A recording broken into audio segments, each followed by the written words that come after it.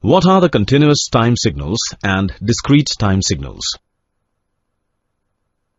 Firstly, we'd like to define the continuous time signals. Whenever a person speaks anything, it is termed as voice or speech. This voice signal is in the form of continuous time signal. Similarly, continuous time signals is in the form of continuous wave.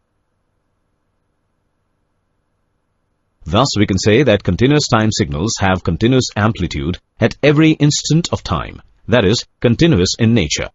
Now let us discuss about the discrete time signals. It can be best understood by considering a doctor who examines the blood pressure readings of a patient after every 1 hour. The resultant signal will be the discrete time signals as it is showing data in digital form. Thus, we can say that discrete time signals have discrete amplitude only at certain instants of time, that is, discrete in nature. Now, moving towards the different shapes of the continuous time signals, it can be in the form of sinusoidal wave signals, rectangular wave signals, triangular wave signals, and square wave signals. Now we will discuss how a discrete time signal can be obtained by using a continuous time signal.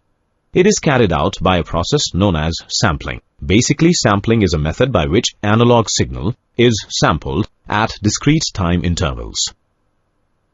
The related term is